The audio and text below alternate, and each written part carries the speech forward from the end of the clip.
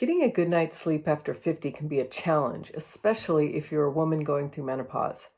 In this video, I'll share some of the research that I've done on this subject, my own personal experience with it, and some practical tips that you can try today for a better night's sleep tonight and every night.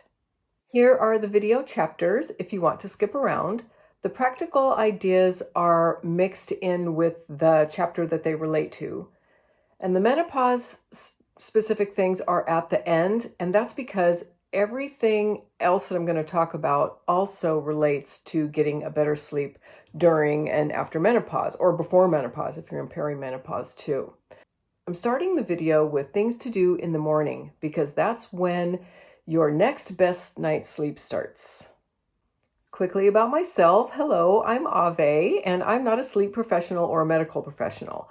I am a woman over 60 who wanted to make a channel from the perspective of women over 50, and also about flowers because they make everything better. I did research for this. I love to research. I was an environmental analyst, and then before that I was a cake decorator and a florist. I love health and wellness and everything related to beauty in all of its forms. I'll put a little more information about myself in the comments section if you would like to know more. I will also list the references that I used for this video in the comment section. Now let's get started. I'm mostly going to talk about lifestyle habits in this video. I'm just going to briefly touch on medications and hormone replacement therapy. Going to bed and getting up every day at the same time, including the weekends, really helps your body get into a cycle of wake and sleep. And it also sets the framework for the other lifestyle habits that will help you get a better night's sleep. So that means if you didn't sleep well last night, try to get up at your same time anyway. And that's because, you want to keep your body into that rhythm and get it into that cycle. And if you sleep too late because you didn't sleep good the night before, you're just setting yourself up for a worse night's sleep again. This can be especially hard in the winter, especially when it's cold and it's dark. It's just harder to get up. And something that my husband did for me when I was working, and it's funny because now that I'm retired, I don't really mind getting up, which is interesting. But anyhow, he would set the timer for the lights to come on, and then the heater too, so that the house would be a little bit warm, so that I woke up to the light instead of a jarring, buzzing alarm clock, and the house wasn't too cold. That helped so much. And I even think that in fact, I know that you can get alarm clocks that are light alarm clocks. Maybe they go off too. I don't know. I didn't have one. We have lights that my husband could set, so that's what he did. But anyway, you might want to check those out. They can really help you get up in the morning when it's cold and dark out there.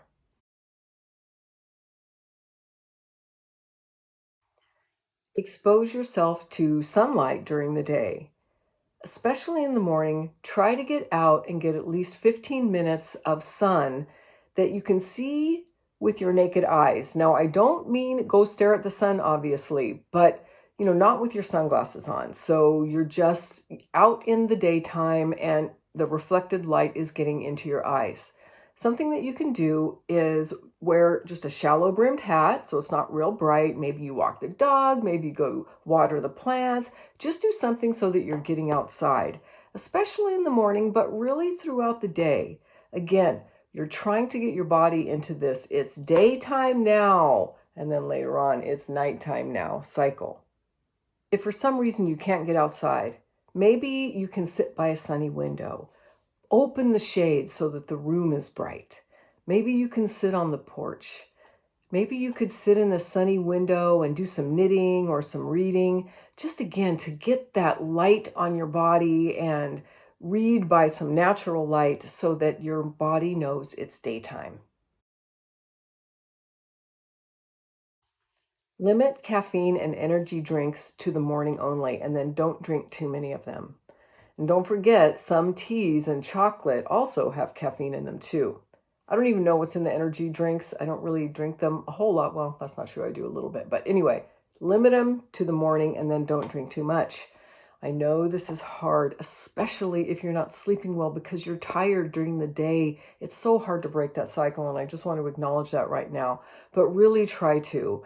Later in the day, find something that you like that doesn't have a lot of caffeine in it or a lot of sugar, because that's another thing.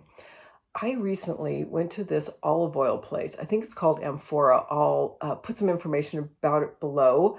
But they also had these flavored vinegars, and a little bit of this flavored vinegar, I know that sounds yucky, but it was kind of sweet, in some soda water. It was so delicious. I can't wait to go back and buy some. But try to find something that you enjoy that's going to help keep you hydrated, but that doesn't have too much stimulant in it, so that it doesn't affect your sleep.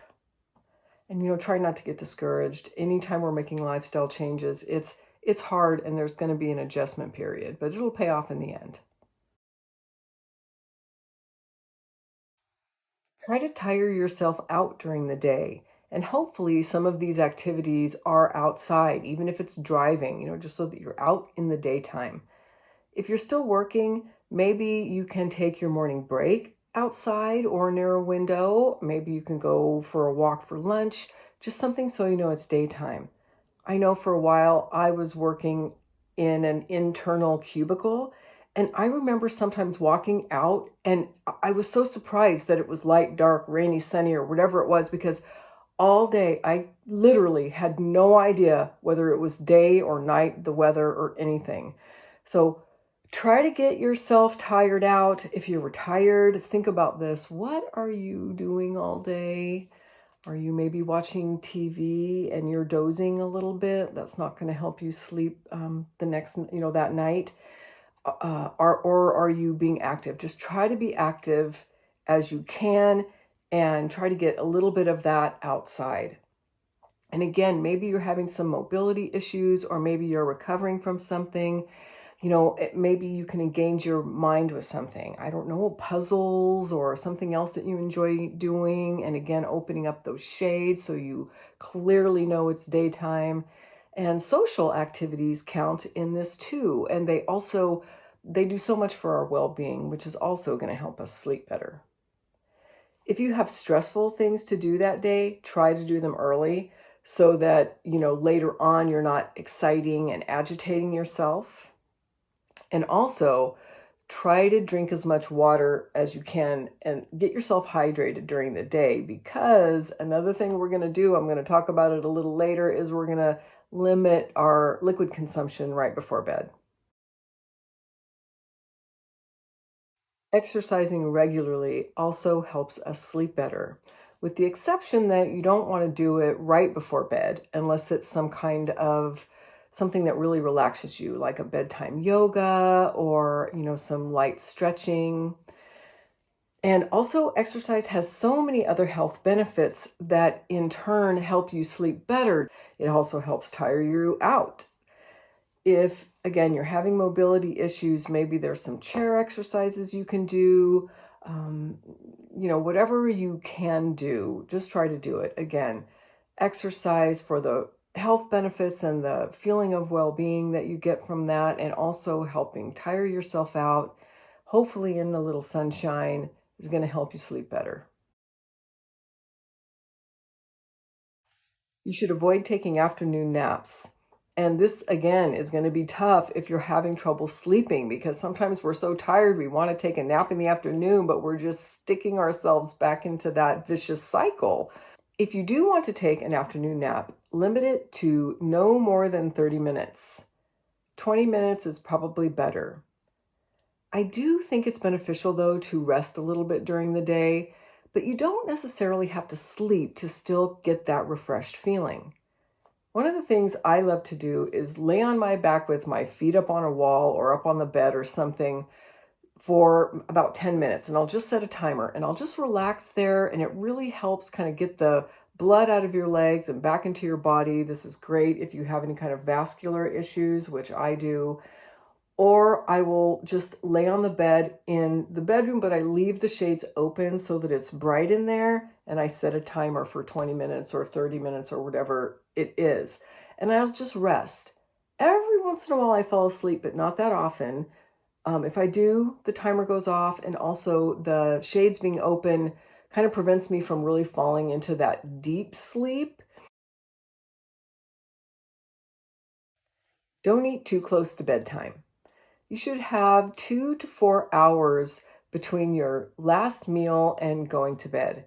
And what this does is help give our body time to digest that food so that when we go to rest, our body isn't busy digesting. And it can also really help with acid reflux. On that note, limit your sugar intake too, especially at night. And so that includes dessert. Get that dessert in early if you're going to eat it. And I mean, I know it's hard. I have to admit, my husband and I are notorious for eating a little candy a little too late and then wondering why we didn't sleep well. If you are someone who just has to have a little snack, just try to pick something that's really light and easy to digest and not very much. Hydrate during the day. Being hydrated is good for your health and it will help you sleep better, but we want to get most of it during the day, kind of start tapering off, and then don't drink a lot of liquids right before bed. And this is obviously so we aren't getting up and going pee all night long. And this is going to be especially helpful for men who are a little older. But get that hydration in early. You can have a little cup of water by your bed just in case you do wake up and you need to take a sip of water, but try not to drink too much liquid right before bed. There is one caveat though, that is unless you're drinking alcohol. Alcohol negatively affects our sleep. It's sad but true. And it gets worse after 50 and especially during menopause. I have heard so many women say that alcohol affects them differently after menopause, and I'm one of them. Not severely, but I can still tell the difference. So again, sort of similar to eating, try to give yourself 2 to 3 hours before bed, if not more, between having your last drink and going to bed. There is a silver lining to this, and that's called happy hour. So if you're over 50, maybe you're even retired, happy hour is made for us. We can go out, we can have a little bite to eat, we can have a drink, we can sample a restaurant, it's early, we can have some fun with our friends or our significant other, and all at a great price. And when you are drinking alcohol, try to drink a glass of water with it. One drink, one glass of water, one drink, one glass of water. Again, this is where you start kind of getting into that, am I not supposed to drink water closer to bed? Well, I would say if you're drinking, drink the water. I have woken up in the middle of the night with my heart racing because I was drinking, and it was probably because of menopause too, and I didn't drink enough water. So if I had to pick, I would choose getting up to pee than waking up with my heart racing and feeling terrible. So try to limit your drinking, get it in early, and when you drink a glass of water. Try to stay hydrated. I decided to lump these three together because they are so related. And when I was researching for this sleep video, I saw the greatest statement, and it was, I'm going to read it because I want to get it right. Get your brain ready for sleep. You can't make your brain fall asleep on command as if you were stepping on the brakes to stop your car. That just hit me. That just made so much sense to me. We have to start winding down in the evening. That doesn't mean not do anything, but just, start winding down during the evening. Hopefully you did all your stressful stuff earlier on in the day and you can kind of start winding down. Create a bedtime ritual. Is there something you can do that will help you relax? Think about your kids when they were little. It was bath time, brush your teeth, story time, and bed. These are all things that kind of get our brain ready and signal to our brain it's time to rest. Some of the things that you could do are take a bath. That's a great thing to do before bed. You could read. That's one of my favorite things to do. Maybe you do a little meditation, even prayer right before bed. It can be very relaxing. If you do have a busy day, or even if you don't, a great habit to get into is preparing for the next day the night before. Maybe that can be part of your ritual. And what this does is it makes you feel prepared, because so many times, especially when we're working or we have things to do that need to be done on a time frame the next day, our mind can get going at night, particularly if you wake up in the night. So if you're feeling prepared, that can really help relax you and keep you asleep and get a good night's sleep. In any case, turn your screens off at least 30 minutes before bedtime. I know this is hard. This is a toughie for my husband and I.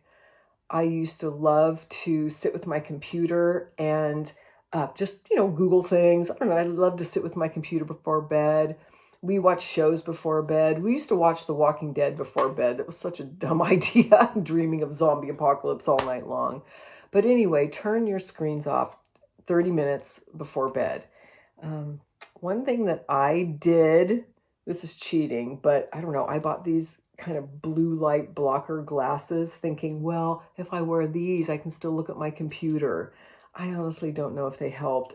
I just think, this is really a bigger issue. Just turn your screen off.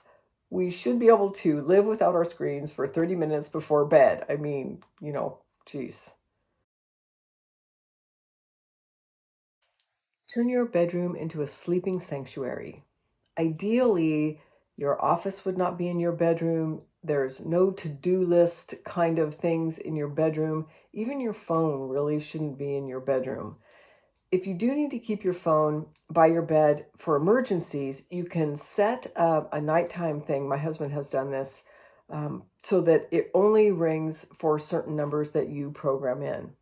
The room should be dark except for a small nightlight so that you can get up and go to the bathroom safely.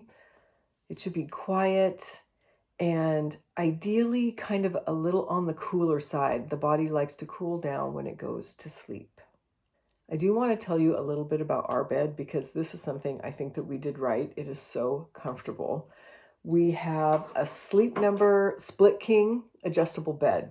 And we got this because someone snores and kind of flippity flops when they're sleeping.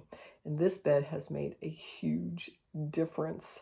The lying down the middle, you're essentially sleeping on two twins with common cover sheets. And I don't really think the lying down the middle is great for intimacy, but honestly, neither is snoring. So this bed was amazing, but they're expensive. And if you don't want to do that, I think there's some wedges and things like that you can use to try to elevate someone's head, and it helps with snoring. Also, get some comfortable bedding. We use bamboo sheets that I will link below and silk pillowcases, which I will also link below. We each have two pillows, one a body pillow, and that has the bamboo pillowcase on it. And we found that we really like having a second pillow because when you turn over to sleep on your side, it supports your shoulder. So if you're having kind of any shoulder issues, that can really help. And then the bamboo pillow cover is on that one, and it's soft and wonderful. And then I bought silk pillowcases for the pillowcases that we put our heads on, and they're soft and wonderful, and the fabrics are breathable. I really love them, and so does my husband.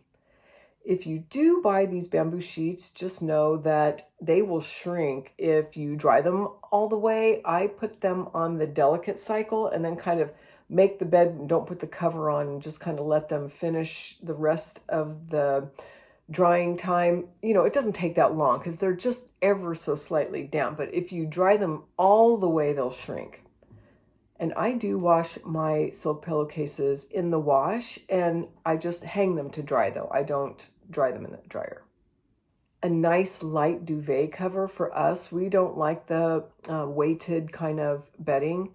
We had this fancy, heavy duvet cover that would slip down and it weighed a lot. And one night we were just sitting there and we were just tired of this thing. We just laying in bed, unzipped it, stripped it off, and we're like, ah. So now we have a lightweight duvet cover and our bed is like slipping into a whipped cream cloud at night. It is so great. I'll also try to link the duvet cover. It was not expensive. with regard to sleeping with a partner. I love sleeping with my husband. It's such a wonderful and intimate thing, but especially as you get older, not exclusively as you get older, but often when people get older, snoring becomes an issue. Or even women, if you're going through menopause, you're having hot flashes, you're whipping covers on and off, you can disturb your partner. It's great to have a plan B. We are lucky we have a guest room, and I have got that guest bed almost as comfortable as our primary bed. So if one of us is being disruptive, the other one can get up and go and sleep in a nice comfy bed and in a nice comfy room. But if you don't have that, maybe you have some bedding easily available so that if you've got to sneak up and go down and sleep on the couch, you can, and you don't have to go rummaging for the bedding. Just having a plan B where one of the partners has got to go sleep someplace else can be really helpful. What if you wake up during the night? This is my problem. That was my problem. It is my problem, and it's my husband's problem too. I read a little bit of conflicting information about this when I was researching it, so I'd like to research it more and maybe make another video, but I want to say something about it. I have tons of experience with it, for one thing, and I'd be disappointed if I watched this video and it wasn't mentioned. So waking up in the middle of the night, or like 2 o'clock in the morning, it's so awful. But anyway, try not to look at the clock. I think it's better if you don't look at the clock, at least at first, because you don't want to get that anxiety. Am I going to go back to sleep? Am I going to go back to sleep? Have a small night light so that you can go to the bathroom safely without having to turn the light on, so you're not disrupting that pattern. It's still nighttime, it's still dark, but you can safely get to the bathroom. If your brain starts thinking about something and won't shut off, try quietly writing it down. Tell yourself what you're going to do tomorrow or first thing in the morning so that you can reassure your brain it's going to be okay, it's going to get done. Now's the time for rest. Honestly, that didn't always work for me, but it did sometimes. So I still think it's a good practice, and I think that it makes sense. Something that has worked for me are relaxation techniques. One is you breathe in for 4 counts and out for 5 counts, or whatever feels natural to you, but your breath in is a little bit shorter than your breath out, and you kind of count it so that it regulates your breathing. The other thing that worked really well for me, especially when I was a little bit younger, was relaxing my body. So starting at your toes, you just kind of consciously relaxing your toes, relaxing your ankles, all the way up to your calves, your thighs, and so forth, all the way up until your head. And you're just consciously relaxing your body and letting it get heavy and fall into bed and hopefully asleep. Regarding whether to get up if you're laying there awake or not is where I found the conflicting information. Some sources said, get up. You don't want to train yourself to lay in bed awake. And other sources said, no, stay in bed. You don't want to train yourself when you wake up that you're going to get up and get out of bed. Well, I need to do more research on this, and maybe I'll make another video. I'll share with you my experience on this because this is my problem. It's also my husband's problem. When I was working, I stayed in bed. My pattern was I'd wake up around 2. It was really bad if I woke up around 1, but I'd usually wake up around 2 and I would be awake until about 4. Then I'd go back to sleep and I'd have to get up at like 4:45 or 5 o'clock. And it was just awful. But then I laid in bed. I stayed in bed because I needed to try to get back to sleep. And even if I didn't sleep, I at least needed to rest. So I stayed in bed. Now that I'm retired, I'm experimenting a little bit with reading a little bit and then trying to go back to sleep. And this is only if I'm not going to disrupt my husband. Let me know in the comment section if you have any tricks for getting back to sleep when you wake up in the middle of the night. The hormone changes that you experience when you're going through menopause are going to affect your sleep, and usually not in a good way. In fact, I've never heard any woman say menopause helped her sleep. All of the things I mentioned previously can help you with your sleep during menopause.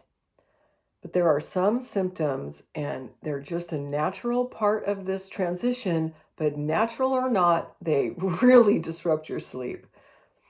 I will briefly touch on hormone replacement therapy and medications and supplements, but not really. In this video is more lifestyle things and just things that you can try to help you get a better sleep. So what I'm going to focus on are hot flashes and night sweats. If you've experienced this, you know how uncomfortable it is. For me, I would just wake up in the middle of the night soaked in sweat. The good news is it usually subsides. It has for me, but you've got to get through it. So some things that might help. For me, because my thing was, I would just get all sweaty, I wore a lightweight nightgown, and I had some fresh ones by the bed. And if I woke up in the middle of the night all sweaty, I would just whip off that sweaty one and put on a nice dry one. And let me tell you, it felt really good. Also, you might want to have a lightweight blanket, because what happens is you usually get cold after your hot flash and your night sweat. So you want something that's light and you can get warm, but that, when you fall asleep, it's not going to heat you up too much. A good friend of mine would have extra pillows that she would lay by her bed. And then when she would wake up and she was hot or, feeling sweaty, she would grab a nice, fresh, cool pillow. You can have ice water by your bed to kind of help cool you off. Of course, a nice quiet fan. And again, that breathable bedding will really help. There are lots of products out there that claim to be cooling. I really didn't use any of them except for bamboo and silk, and I did find those to be cooling, and cotton too. Let me know if you want me to look any of those up and make a video about it. Also, alcohol and spicy foods can exacerbate hot flashes, so if possible, avoid those at least later in the day. If you're having sleep-related menopause symptoms or any menopause symptoms, you can talk to your doctor about hormone replacement therapy, or HRT. I'm not going to go into it in depth in this video because I think it deserves a much longer conversation and I would need to do a lot more research about it.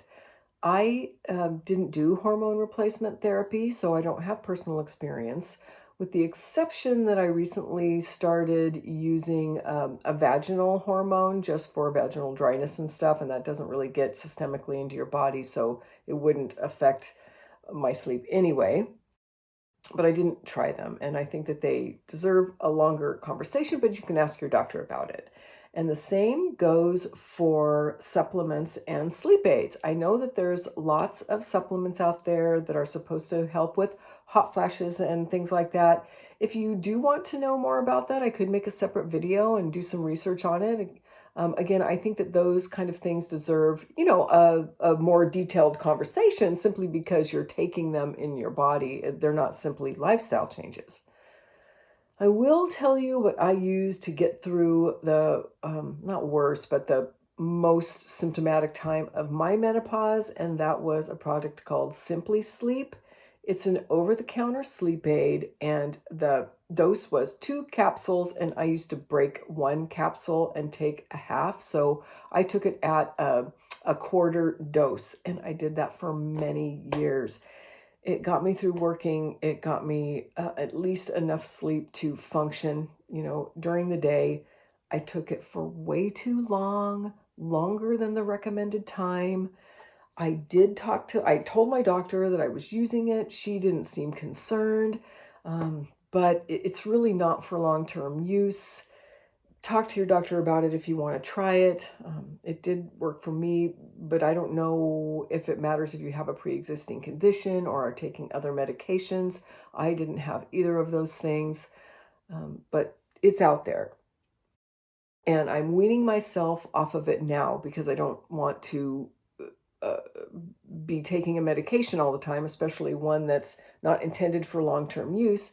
And now I am retired from a job where I have a boss and a very strict schedule. So I have a little bit more flexibility. I don't have to wake up early in the morning and get out there and function. I have this YouTube channel, but it's just a little bit more flexible. So I am really weaning myself off of that with good results. That's all I have today. This is a big subject. Let me know if you have any tips for getting a good night's sleep. Leave them in the comments section below. I hope this video was helpful to you in some way. Thank you so much for watching, and I hope you have a beautiful day.